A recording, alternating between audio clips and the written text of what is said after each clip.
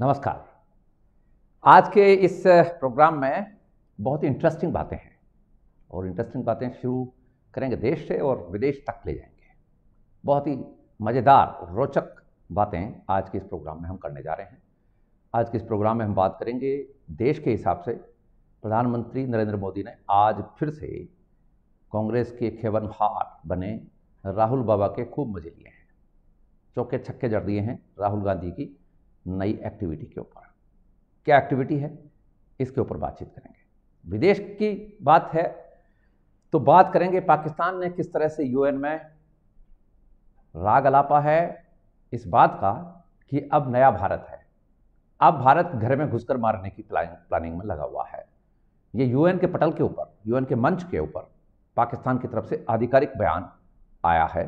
क्यों आया है और भारत ने इसका क्या जवाब दिया है, ये भी हम आज की बातचीत में आपसे शेयर करेंगे जानकारियां। लेकिन इन सब की तरफ चलें इससे पहले एक बहुत ही इंटरेस्टिंग बात हम करने जा रहे हैं और वो इंटरेस्टिंग बात है कम्युनिस्ट खोल ओढ़कर जेएनयू के अध्यक्ष बने कन्हैया कुमार कांग्रेस में शामिल हुए और अब लगता ऐसा है कि कन्हैया कुमार कांग्रेस की पूरी वेशभूषा में आ गए हैं, पूरे के पूरे उस इकोसिस्टम में आ गए हैं जो आज की वर्तमान कांग्रेस चाहती है। वर्तमान कांग्रेस के जो नेता हैं जो इस तरह की प्लानिंग में लगे हुए हैं, तो कांग्रेस के अंदर खाने जो भी बातें होती हैं वो वहां जाने वाले नेताओं को पता लग जाती है और फिर उसी सुर में ये नए भर्ती जो नेता हैं, न्यू कॉन्स्क्रिट्स जो हैं, ये भाषा बदल लेते हैं अपनी। तो कन्हैया कुमार ने सबसे पहले तो ये कि कन्हैया कुमार अब मुस्लिम बन गए हैं, वो अब हिंदू नहीं रहे हैं। और उन्होंने क्या कहा है, इस्लाम को किस तरह का शांतिप्रिय मजहब बताया है, वो जरा एक वीडियो हम आपके समक्ष रखे हैं, फिर कुछ बात करेंगे। हमारा इतिहास यहाँ से जुड़ा हुआ है। हम सारे के सारे लोग अरब से चल करके यहाँ नहीं आए हैं, हम यहीं पे पले हैं, बढ़े हैं। और उस धर्म की जो खासियत थी और जो पुराने धर्म थे जिसमें छुआछूत था, उसकी वजह से लोगों ने छोड़ करके इस धर्म को अपनाया है, क्योंकि ये पीस की बात करता है, बराबरी की बात करता है। मस्जिद में जो है ऊंच नीच नहीं होता है। इस आधार पर हम इस धर्म को अपनाए हैं, इसको छोड़ करके हम नहीं जाएंगे। करके हम खुद को भी बचाएंगे और अपने जो है कौम को बचाते हुए इस देश को भी बचाएंगे। ये हमारी बुनियादी जिम्मेदारी है। अल्लाह के पास बहुत ताकत है, अल्लाह ताला हमारी रक्षा करेंगे। तो ये कन्हैया कुमार हैं जो कांग्रेस के कैंडिडेट हैं, दिल्ली से, देश की राजधानी से चुनाव लड़ रहे हैं। पिछली बार तो शिकस्त खा गए थे, लेकिन इस बार उन्होंने अपना जगह बदली है, क्योंकि कांग्रेस की परंपरा है। कांग्रेस के शीर्ष पुरुष श्रीमान राहुल गांधी भी जगह बदल रहे हैं, इसके ऊपर आएंगे अभी। लेकिन कन्हैया कुमार ने जिस तरह से आपके सामने ये कहा है कि वो इस्लाम में क्यों आए हैं और इस्लाम की खासियत क्या है, और पुराने धर्म यानी कि हिंदू धर्म के ऊपर इशारा है, बाकी वो कोई जूस तो थे नहीं, तो हिंदू धर्म में किस तरह की छुआछूत थी, ये कन्हैया कुमार ने वहीं पढ़ाई की है जेएनयू में। और जेएनयू में जो कम्युनिस्ट हिस्टोरियंस हैं, कम्युनिस्ट लेखक हैं, कम्युनिस्ट पत्रकार हैं, कम्युनिस्ट जो आइडियोलॉग्स हैं, वो भारत में आज़ादी के तुरंत बाद से ये कहानी गढ़ने लग गए थे कि भारत में तो सदियों से छुआछूत है, भारत में सदियों से दलित शोषित का जिस तरह से शोषण हुआ है, नाम ही दलित का शोषित कर दिया, और भारत में जातिवाद के नाम पर जिस तरह का झैर कम्युनिस्ट लोगों ने फैलाया, कम्युनिज्म के नाम पर फैलाया, जबकि कम्युनिज्म इस तरह की बात नहीं करता है। कम्युनिज्म केवल आर्थिक बातें करता है, सत्ता के हस्तांतरण की बात करता है, सत्ता में भागीदारी की बात करता है। लेकिन हमारे यहाँ यदि भारत की बात करें तो भारत में तो बहुत सारे राजे रजवाड़े आज के दलित और आज के शोषितों में से हैं, आज के आदिवासियों में से हैं। यदि मीणा समुदाय की बात करें तो मीणा तो राजा थे। दूसरी बात, ये जो आदिवासियों के बाकी अंचल देख लीजिए, वहां पर भी यही लोग राजा थे, निषाद राज से लगाकर। निषाद राज भी तो राजा ही थे, बाली और सुग्रीव भी तो राजा ही थे, वो भी तो वनवासी थे। ये बंदर वंदर तो खैर बात की बातें हैं, ये सब बकवास है, ये सब कर दिया इन्होंने। तो कम्युनिस्ट हिस्टोरियंस ने, कम्युनिस्ट राइटर्स ने जो बुक्स लिखी और जिसको सरकार ने, कांग्रेस की तत्कालीन सरकार ने स्पॉन्सर किया, सिलेबस में डाला, एनसीईआरटी की किताबों में डाला, जिससे कि रूट से ही वो चीज़ें सीख जाए।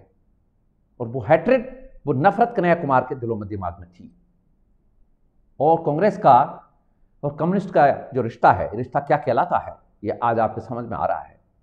ये पुराना रिश्ता है, कोई नया रिश्ता नहीं है। लेकिन इंटरनेशनल कम्युनिज्म की बात करें तो वो कहीं डिफरेंट नजर आती है।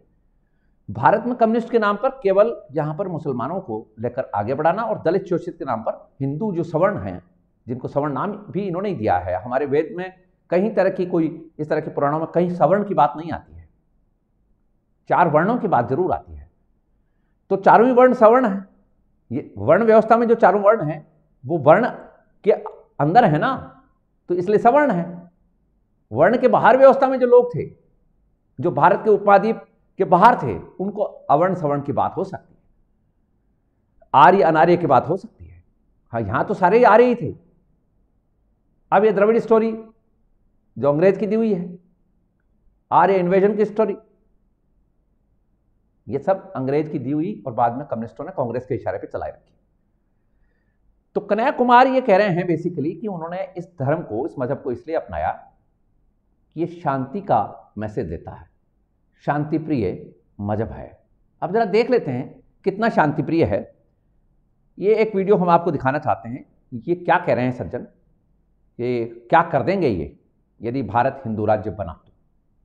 इंशाल्लाह हिंदुस्तान कभी हिंदू राज्य बनने नहीं देंगे हम। सिर्फ हिंदुस्तान में मुसलमान का राज रहेगा इंशाल्लाह, कुछ नहीं होगा। अगर मुसलमान जाग गया ये खुद नहीं रहेंगे। ला इलाहा इल्लल्लाह मुहम्मदुर रसूलुल्लाह, हम सबको तबाह कर देंगे। नारे तकबीर, अल्लाहू अकबर। हम डरने वाले नहीं किसी। अगर हम, आपने सुना, हम सबको तबाह कर देंगे। यदि हिंदुस्तान में मुसलमानों का राज नहीं रहा तो हम हिंदुओं को भी खत्म कर देंगे और देश की कुर्बानी तक कर देंगे, देश को भी यानी खत्म कर देंगे। तो क्या ये नॉर्थ कोरिया से या पाकिस्तान से न्यूक्लियर बम लाएंगे और भारत को तबाह कर देंगे? ये है शांति प्रिय। ये कन्हैया कुमार के दावे की असलियत दिखा रहे हैं कि उन्हीं के एक वोटर हैं, ये एक तरह से वहीं से बोल रहे हैं शायद। और जो कहा है वो आपने सुन लिया है। और थोड़ा सा आगे चलते हैं और टीएमसी यानी तृणमूल कांग्रेस के एक एमएलए हैं हुमायूं कबीर, उन्होंने हिंदुओं को लेकर क्या धमकी दी है वो भी जरा सुन लीजिए। वो बंगाली में है, हम आपको थोड़ा बताने की कोशिश करेंगे कि वो क्या कह रहे हैं। কত ধানে কত চাল হয়, 2 ঘন্টার মধ্যে তোমাদেরকে যদি ভাগীরথীর গঙ্গায় না ফেলতে পারি রাজনীতি থেকে সরে যাব, শক্তিপুর এলাকায় বসবাস করা বন্ধ করে দেবো। তোমরা হাতির পাঁচ পা দেখেছো, কিন্তু যদি ভেবে থাকো যে 30% লোক মুর্শিদাবাদ জেলায় আর আমরা 70%, এখানে কামনগরে তোমরা বেঁচে আছো বলে কাজীপাড়ার মসজিদ ভাঙবে আর বাকি এলাকার মুসলমান ভাইরা হাত গুটিয়ে বসে থাকবে, এটা কোনোদিন হবে না। বিজেপিকে আমি হুঁশিয়ার করে দিয়ে বলছি। ये बेसिकली हुमायूं कबीर ये कह रहे हैं कि मुर्शिदाबाद में 70% आबादी मुसलमानों की है और 30% हिंदुओं की है। मुसलमान यदि चाहें तो 2 घंटे के अंदर मुर्शिदाबाद के इन 30% हिंदुओं को काट कर गंगा में बहा देंगे। यह है शांति प्रिय मजहब, जिसमें दीक्षित हुए हैं कन्हैया कुमार, जिस धर्म में, जिस मजहब में गए हैं कन्हैया कुमार। पहली बात तो हम जहां रह रहे हैं इस धरा पर, जो कह रहे थे कि पुराने धर्म, हमारा कोई ऐसा धर्म, इस तरह का कोई कल्ट तो था नहीं, इस तरह की कोई सोची समझी कोई बातें भी नहीं थी। प्रकृति पूजक, प्रकृति सेवी, हर्बल सेवी, प्रकृति आधारित खेती, sustainable development, zero carbon footprint, सहजीविता, एनवायरमेंटल बैलेंस, यह हमारी जीवन पद्धति थी, जीवन शैली थी। यदि इसको आप हिंदू धर्म कहते हैं, इसको यदि आप सनातन कहते हैं, तो आपकी मर्जी है। मूर्तियों के रूप में हम पहली सीढ़ी पर शिक्षा लेने के लिए मूर्ति को सामने रखते हैं आदर्श के रूप में, और उसकी पूजा करते हुए हम उस पथ के ऊपर आगे बढ़ते हैं जो अष्टाध्यायी में 8 पद हैं, जिसमें पाणिनि ने कहा वैखरी मध्यमा परापश्यंती, और पतंजलि ने कहा है ध्यान, आसन, प्राणायाम, प्रत्याहार, समाधि, ईश्वर प्रणिधान। तो ये जो चरण हैं, इन चरणों को पूरा करने के लिए शिक्षा विधिवत शुरू से दी जानी चाहिए। विधिवत शिक्षा से ही काम चल सकता है, अन्यथा देख लीजिए आप कल्ट में जो बीमारियां सामने आ रही हैं, हत्याएं हैं, दंगा है, सिर तंग से जुदा है, क्योंकि आधा अधूरा मामला है। शुरुआत है ही नहीं, कह कह से शुरुआत होनी चाहिए ना। अब आप सीधा ही उसको पीएचडी कराना चाहते हो। वो कहता है कन्हैया कुमार की मस्जिद में सबके साथ वो है, मस्जिद में महिलाएं तो वर्जित हैं, महिलाओं को जाने नहीं दिया जा रहा। तो किस बात की समानता की बात कर रहे हैं कन्हैया कुमार? और मस्जिदों में भी जो पसमानदा लोग हैं उनको, ये जो जिनको कहते हैं पढ़े लिखे मुसलमान मान लीजिए आप, या अशरफ मुसलमान मान लीजिए, तो अशरफों की मस्जिद में तो नहीं जाने देते पसमानदाओं को। ये कन्हैया कुमार यदि मुसलमान बनेंगे भी तो पसमानदा ही बनेंगे, अशरफ तो बनेंगे नहीं, क्योंकि अशरफ में तो सैयद हैं, शेख हैं, पठान हैं, बाकी तो पसमानदा ही हैं। बिश्ती है, धोबी है, तेली है, नाई है, इनकी तो मस्जिदें अलग हैं। तो कौन सी समानता की बात कन्हैया कुमार ने देख ली है भारत में? और कहां की बात कर रहे हैं वो? सब जातियों की, मुसलमानों की सभी जातियों की, मुसलमानों के सभी वर्गों की मस्जिदें अलग अलग हैं। शिया सुन्नी की मस्जिद में नहीं जाता है, बोहरा सुन्नियों की मस्जिद में नहीं जाते हैं। कौन सी की बात कर रहे हैं? कन्हैया कुमार कहां से सपने में आ गए इसको कि इस्लाम शांति प्रिय है? वो तो हमने दिखाई दिया अभी, और समानता वाला है, जातिगत व्यवस्था नहीं है वहां, ऐसा कह रहे हैं। तो ये तो अरब में शेखों की स्थिति देख लीजिए आप। शेखों में और ये जो अफ्रीकन हैं, इनमें कोई समानता है क्या? फिर तो सऊदी और अरब के ऊपर राज कर लेते हैं जो अफ्रीकन है। कैसी बातें कर रहे हैं? तो कहने का मतलब यहां हमारा यह है कि कन्हैया कुमार जिस तरह से मिसगाइड कर रहे हैं लोगों को। भारत में ये जो दलित शोषित वाला नारा है और ये जो रिजर्वेशन का जो मसला है, ये इतना सेंटिमेंटल हो चुका है कि इस दोनों को जोड़ के देख लिया जा रहा है, जबकि इसको दोनों को जोड़ने की जरूरत नहीं है। आरक्षण किसी वजह से और वजहों से है, क्योंकि जिस तरह से लूटी पीटी जनता थी हमारे यहाँ, उस लूटी पीटी जनता को सहारा चाहिए था, तो ठीक है।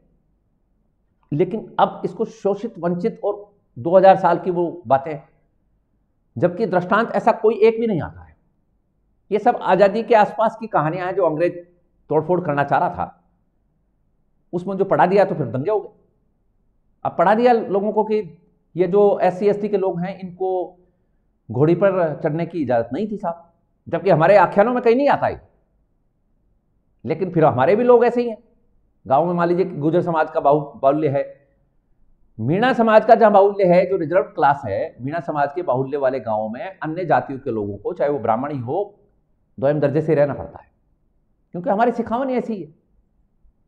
पाकिस्तान में चले जाइए आप, पाकिस्तान में जो अहमदी मुसलमान हैं या शिया मुसलमान हैं, उनको कोई समानता का, नागरिकता का अधिकार थोड़ी है। उनकी मस्जिदों को उड़ा दिया जाता है। ये जो अहमदिया हैं, इनको तो वहां की संसद ने खारिज कर दिया। पाकिस्तान की संसद तक ने यह कह दिया कि ये मुसलमान नहीं है, क्योंकि ये खत्म नबूवत में बिलीव नहीं करते, यानी प्रोफेट मोहम्मद को ये आखिरी पैगंबर नहीं मानते। मोहम्मद साहब को आखिरी पैगंबर नहीं मानने वाला जो सेक्ट है वो अहमदिया सेक्ट है। और शिया सेक्ट तो है वो कुरान को और प्रोफेट मोहम्मद को मानता है, लेकिन वो इमाम जो बाद के हैं, जो खलीफे हैं, उनको नहीं मानता है। वो अली से शुरू करते हैं और फिर अली के वंश में इमाम मानते हैं, उनको इमाम कहते हैं। बट पैगंबर को तो मानते हैं। तो हम कह रहे हैं कि पाकिस्तान में भी समानता नहीं, तो फिर कन्हैया कुमार को कौन सा यूटोपिया में जा रहे हैं वो? अब बात कर लेते हैं, गंगा में तो बहा देंगे, 70% मुसलमान हैं, इसलिए 30% को काट डालेंगी, और काटने की तो उनकी पुरानी परंपरा है। कन्हैया कुमार भूल गए हैं कि काटना इनके शुरू से, जहां मदरसों में पढ़ाई कराई जाती है, हम वही बात कर रहे थे कि धीरे धीरे जो एजुकेशन का एक पैटर्न है वो, और कुरान डायरेक्ट पढ़ाकर और इस तरह से तैयार करना कि ये ऐसा है, ये काफिर हैं, इनको मारना है। नाराए तदबीर जो लगाते हैं ये वहां से सीखते हैं। हिंदुओं के यहाँ ऐसा नहीं है। बच्चे को शुरुआत में बाल गोपाल दिए जाते हैं, बाल गोविंद दिए जाते हैं, बाल गणेश दिए जाते हैं, जिससे वो थोड़ा सा भगवान की तरफ बढ़े, समझे, पूछे, पापा एक सवाल पूछूं, मम्मी एक सवाल पूछूं करे कि हम भगवान की पूजा क्यों करते हैं।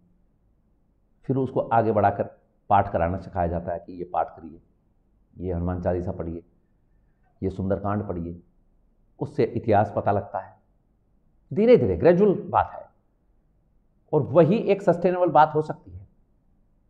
यहां जो ये प्रॉब्लम चल रही हैं, इसके पीछे रिसर्च की जरूरत है। एक फौज तैयार करना और एक राजनीतिक कल्ट खड़ा करना, वहां तक ठीक है, वो उस वक्त उन लोगों की जरूरत रही होगी। अरबों के बीच में ये जो जूस का और इनका जो चक्कर चल रहा था, इनका चक्कर रहा होगा। भारत के हिंदुओं से तो इस्लाम का कोई लेना देना ही नहीं था। प्रॉफिट को हमारे लोगों ने तो कोई तंग किया नहीं, जैसे कि वो साहब छुआछूत हो रही थी उनके साथ, या उनके साथ और कोई गड़बड़ हो रही थी। कन्हैया कुमार के साथ तो चलो कम्युनिस्ट हिस्टोरियंस ने कह दिया कि भाई तुम्हारे माँ बाप के साथ में, तुम्हारे पूर्वजों के साथ में तो अत्याचार हुए हैं। लेकिन ये जो कल्ट तैयार किया गया, जिस तरह से बनाया गया इसको, तो वहां कहाँ इस तरह की बातें, वहां तो यही बातें होंगी कि 30% को काटकर गंगा में बहा देंगे। अब और कितने शांति प्रिय हैं, इसका एक एग्जाम्पल और दे रहे हैं हम आपको।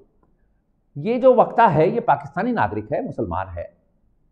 ये कह रहा है कि लाहौर में किसी जमाने में 75% हिंदू थे। जरा सुन लीजिए। ये 75% हिंदुओं का शहर था। लाहौर 75%, मैं 70 नहीं कह रहा, मैं 90% नहीं कह रहा। लाहौर वाज 75%। आप इधर से चल जाएं कृष्णनगर, माराटन, ग्वालमंडी, निस्वर रोड, अंदरूनी शहर, आपको हवेलियां उनकी नजर आएंगी, उनके घर हैं, उनके कारोबार हैं। कुछ छोड़ के चले गए यहाँ से। उनको छुड़ाया गया, उनको कहा गया मार देंगे, वो रोए तड़पे, अभी उनकी नस्लें याद कर रही हैं। आपने सुना, ये सज्जन ये कह रहे हैं कि उनको मारा कूटा, दंगा किया गया, बलवा किया गया, उनको धमकाया गया, और 75% हिंदू लाहौर छोड़कर भाग गए। कुछ हिंदुस्तान आ गए, कुछ यूरोप की तरफ चले गए, कुछ इंग्लैंड चले गए, और उनके मकान, जमीन, जायदाद पर कब्जा किसने कर लिया? कन्हैया कुमार, जिसको शांतिप्रिय कह रहा है, जिसको शांति दूत कह रहा है, जिस रिलीजन को समता का, समानता का रिलीजन कह रहा है, उस रिलीजन के लोगों ने। ये तो एक लाहौर की स्थिति है, कराची के साथ भी यही हुआ, पाकिस्तान के गांव गांव में हुआ। सिंध में इतना butchered Hindus were butchered, Punjab में हिंदूज वर बुचर्ड, पेशावर से लगाकर अभी हाल ही में अफगानिस्तान की स्थिति आपने देखी है। तो जहां ये रिलीजन, जहां सेक्ट है, ये जहां ये कल्ट है, कन्हैया कुमार को पता नहीं है कि ये अभी नई उन्होंने ये ली है, कलमा गोही की होगी, नई सीख ली है। अभी पता नहीं लग रहा उनको कि कहाँ थे उनके पूर्वज जब ये शांति दूत आए थे, और इन शांति दूतों ने उनको क्या बनाया, किस तरह की मार पड़ी, शांति दूतों ने किस तरह से लूटा। ये कन्हैया कुमार को कोई पढ़ाने वाला नहीं है। ये हिस्टोरियंस, कम्युनिस्ट जो हैं, वो कन्हैया कुमार जैसे जो लोग हैं, इनको रेडिकलाइज करते हैं और पैसे लाते हैं ISI से, चाइना से, और यहाँ ये खेला करते हैं। ये नेहरू के ज़माने से ही शुरू हो गया था, क्योंकि चाइना को वन चाइना पॉलिसी तैयार करनी थी, और पूरे चाइना को रीयूनाइट, एक तरह से वो कह रहे थे कि हम रीयूनाइट करेंगे चंगेज खान के पोते कुबलई खान वाले चाइना से। जबकि मंचूरिया वगैरह तो उस वक्त भी नहीं था, रेड्स करते थे ये लोग। हमारे इधर नॉर्थ ईस्ट में तो उसका कोई लेना देना नहीं था, रेड्स करने आया था, गेंजिस खान भी आया था और जापान तक गया रेड्स करते हुए, लेकिन शासन नहीं बना पाया था। अब कल को कोई समरकंद से उठकर आ जाए और कहे कि हम मुगलों की सत्ता वापस लाना चाहते हैं, भारत में रीइनवाइट करेंगे भारत, ये कौन सी बात है? तो चाइना कर रहा था, पाकिस्तान उसकी गोद में आ गया था, क्योंकि अमेरिका के और चाइना के बीच में रिलेशंस उस तरह के नहीं थे। तो पाकिस्तान ने कोशिश की, क्योंकि पाकिस्तान उस वक्त तो पूरी तरह से ही अमेरिका की गोद में था। बेसिकली पाकिस्तान का निर्माण भी इंग्लैंड और अमेरिका ने करवाया था, to check and balance Russia को वार्म वाटर्स में नहीं आने देना था। तो गिलगित बाल्टिस्तान वाला और ये जो POJ का इलाका है जो आज तक डिस्प्यूट में है, ये भी उसी की भेंट चढ़ा है। तो बहरहाल ये जो पैसा आता है हमारे यहाँ, जिससे किताबें लिखी जाती हैं, जिससे कि नैरेटिव फैलाया जाता है और देश में अनरेस्ट पैदा किया जाता है, जिससे कि POJ के वाले POJ के ले ले, POGB वालों के पास POGB रह जाए, और चाइना का जो ये हड़पा हुआ इलाका है वो हड़प ले, और तिब्बत में भारत क्यों ना करे, क्योंकि तुम तो खुद ही तुम्हारी इंटरनल प्रॉब्लम में फंसे हुए हो, तुम्हारे यहाँ तो ग्रज हो जाएगा, क्योंकि दलित, शोषित, वंचित, आदिवासी, ये वो, और तुमने अत्याचार किए हैं, और तुमने ये किया वो किया, घोड़ी पर नहीं चढ़ने देते थे, ये नहीं करने देते थे। ये सारा नैरेटिव कन्हैया कुमार जैसे लोगों का है। और शांतिप्रिय मजहब की जहाँ बात चल रही है, तो बात पाकिस्तान तक ही सीमित नहीं है कि वहीं प्रॉब्लम है और वहीं के लोगों ने आवाज़ उठाई है। पूरी दुनिया इस वक्त यही बात कर रही है। यूरोप के बारे में अमेरिकन पूर्व प्रेसिडेंट डोनाल्ड ट्रंप क्या कह रहे हैं और वो किस तरह की चेतावनी दे रहे हैं अमेरिकन लोगों को, जरा सुन लीजिए। We've seen what happened when Europe opened their doors to jihad. Look at Paris. Look at London. They're no longer recognizable. And I'm going to get myself into a lot of trouble with the folks in Paris and the folks in London. But you know what? That's the fact.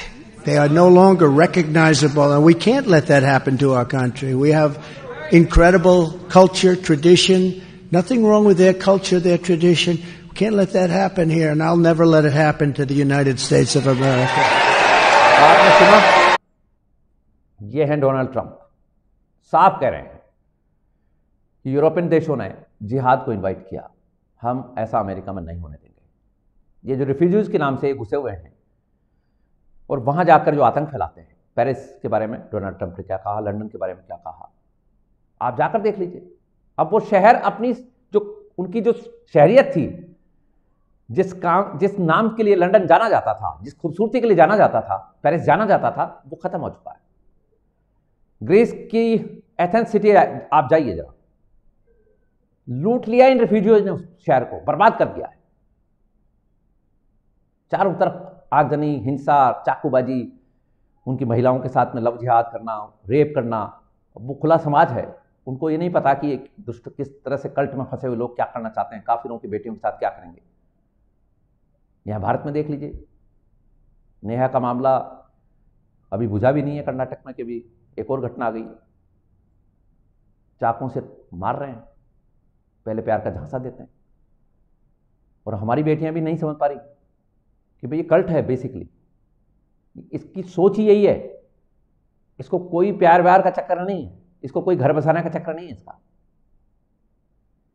Hindu बेटियां लाओ, खत्म करो, जिससे कि इनकी generation खत्म हो जाए। यह है नारा, इनको मस्त, इसको कहते हैं ना, मटिया मेट कर दो, ये नारा है। अब समझ लो तो आज समझ लो। ट्रंप ने समझाया अमेरिकन जनता को, देखते हैं कितना समझ में आती है अमेरिकन जनता की भी।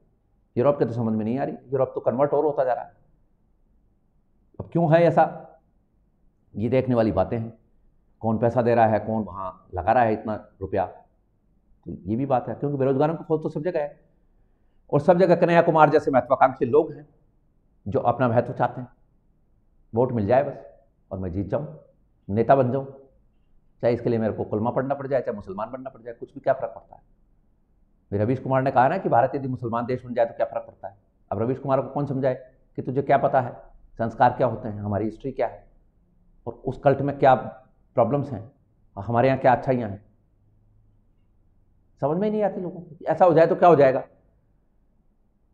अरे भाई क्या नहीं हो जाएगा, आपको पता ही नहीं। अभी आप मूर्खता की बातें कर रहे हैं, आपको व्यूअरशिप चाहिए, आपको वोट चाहिए, ये कहानियां इनकी। तो बहरहाल बात जब विदेश की चल रही है तो एक वीडियो हम दिखाना चाहते हैं आपको। यूएन में पाकिस्तानी जो रिप्रेजेंटेटिव हैं, राजदूत हैं वहां के, उन्होंने क्या कहा है भारत को लेकर, ये जरा आप सुन लीजिए।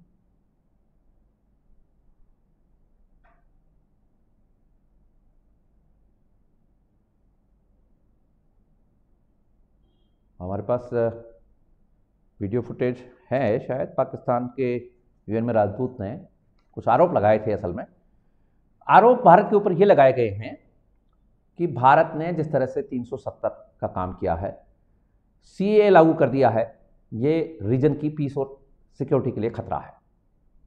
कश्मीर को जिस तरह से कश्मीरी जनता के ऊपर अत्याचार किए जा रहे हैं भारत की तरफ से, ये रीजन की पीस और सिक्योरिटी को खतरा है। और साथ ही पाकिस्तानी राजदूत ने यह कहा कि भारत अब पड़ोसी देशों में घुसकर अपने जो वांटेड लोग हैं उनको मार रहा है, एक्स्ट्रा टेरिटोरियल किलिंग्स चल रही हैं। उसमें इस राजदूत ने यह भी कहा कि पाकिस्तान में भी कर रहा है भारत, और नेपाल में भी, और कनाडा और अमेरिका तक में ऐसी घटनाएं हुई हैं जिसमें कि भारत अपने दुश्मनों को न्यूट्रलाइज कर रहा है, और ये खतरा है, यूएन इसकी तरफ ध्यान दे। ये बात जब यूएन के पटल पर आई तो भारत की तरफ से करारा जवाब दिया गया।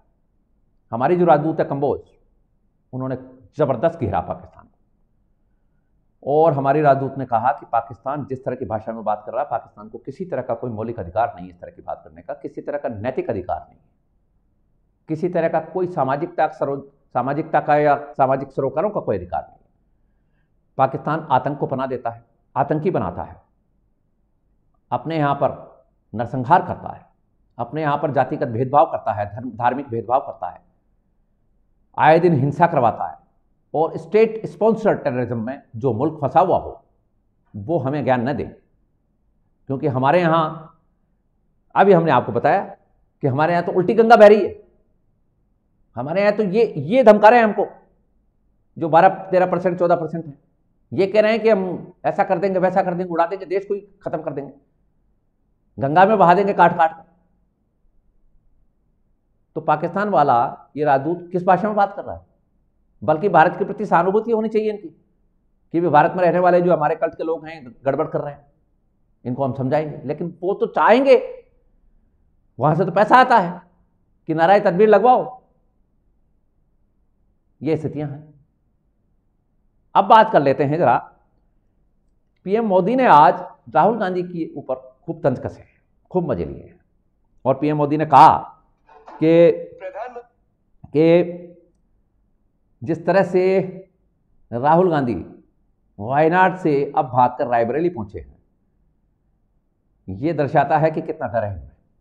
लेकिन प्रधानमंत्री ने कहा कि मैं ये कहता हूं कि डरो मत, भागो मत। जबकि दरअसल प्रधानमंत्री मोदी इस बात को यूं कह रहे थे कि भाई प्रियंका गांधी और राहुल गांधी तो जनता से ये कहते हैं कि तुम मोदी से डरो मत, भागो मत, हमारे साथ आओ। अब वायनाड से रायबरेली क्यों भाग रहे हो? ये तंज कसा है। आज दरअसल राहुल गांधी ने रायबरेली से नामांकन दाखिल किया है, रायबरेली से वो चुनाव लड़ेंगे। वायनाड के ऊपर तो लड़ ही रहे हैं। संभवतः कांग्रेस के जो नीतिकार हैं, रणनीतिकार हैं, उनको लगा होगा कि वायनाड में इस बार शायद कमजोर है स्थिति, या 2 सीटों से चुनाव लड़वाकर रेस कवर की जा रही होगी, या कि उत्तर प्रदेश में जो कांग्रेस का पुराना गढ़ रहा है, वहाँ कांग्रेस की जो खानदानी जो सीटें हैं उनके ऊपर थोड़ा सा फोकस करने की जरूरत रही होगी कि पूरी तरह से ही मत छोड़ो उत्तर प्रदेश को, क्योंकि यहाँ से नेहरू जी से लगाकर इंदिरा जी, राजीव जी, फिर सोनिया जी और फिर राहुल जी सारे ही जीते हैं। उत्तर प्रदेश से इनका काफ़ी लगाव रहा है, पुराना लगाव यही कि भाई जिता दो, हमको भेज दो। और रायबरेली सीट से क्यों राहुल गांधी ने नामांकन पत्र दाखिल किया, ये थोड़ा समझने लायक बात है, क्योंकि राहुल गांधी की सीट अमेठी थी, और अमेठी सीट से लगातार जीत रहे थे, लेकिन स्मृति ईरानी ने ऐसी पटकनी लगाई कि राहुल गांधी घबरा गए। और अब की बार भी कांग्रेस के कुछ जो लोग थे, अंदरूनी लोग थे, उनको ये लग रहा था कि अमेठी से ही राहुल गांधी लड़ेंगे, लेकिन एंड टाइम पर डर गए राहुल गांधी। डर इसलिए गए कि रायबरेली की सीट जो है उसके ऊपर सोनिया गांधी लगातार जीतती आई हैं 4 बार, और पिछला जो चुनाव था उसमें 1,70,000 वोटों की बढ़त से सोनिया गांधी ने चुनाव जीता था, जबकि स्मृति ईरानी से 55,000 वोटों से राहुल गांधी हारे थे। तो अमेठी में कांग्रेस की कोई से नहीं है। लगातार 2 विधानसभाओं के चुनाव में कांग्रेस की एक भी सीट नहीं आई, 5 में से। अमेठी की 5 विधानसभा सीटें जो हैं अमेठी लोकसभा क्षेत्र की, उसमें पिछले 2 विधानसभा चुनावों में एक भी सीट कांग्रेस के खाते में नहीं गई। ये भी डर है। तो इसलिए ये अचानक से निर्णय बदल दिया गया, और रायबरेली से राहुल गांधी ने आज नामांकन पत्र दाखिल किया है, और इधर अमेठी से सोनिया गांधी के खास जो हैं उनको चुनाव में उतारा गया है। वो अब देखना ये होगा कि ये जो सज्जन हैं अभी गए तो हैं वहाँ, रैली वाली भी निकाली है, लेकिन अमेठी में स्मृति ईरानी का बड़ा दबदबा है। कैलाशनाथ शर्मा जो हैं तो वो वहाँ, किशोरी लाल शर्मा जो हैं वो वहाँ चुनाव लड़ेंगे। किशोरीलाल शर्मा सोनिया गांधी के नज़दीकी हैं और अमेठी से पहले राहुल गांधी को लड़ाया जा रहा था, लेकिन अब वो सोनिया गांधी के ही खास आदमी किशोरीलाल को वहाँ मैदान में उतारा गया, क्योंकि सीट किसी और के पास नहीं जानी चाहिए, हमारे ही सिस्टम में रहनी चाहिए। किशोरीलाल जो हैं वो उसी सिस्टम के पार्ट हैं, इसीलिए अशोक गहलोत राजस्थान के पूर्व मुख्यमंत्री भी किशोरीलाल जी के उसमें गए थे, क्योंकि उनको पता है कि किशोरीलाल जी सोनिया जी के बहुत नज़दीक है। तो अब रायबरेली का चुनाव इंटरेस्टिंग तो होगा, लेकिन राहुल गांधी ने अमेठी को छोड़कर मैसेज तो दे दिया है कि वो डरे हुए हैं, इसीलिए आज मोदी ने कहा डरो मत, भागो मत।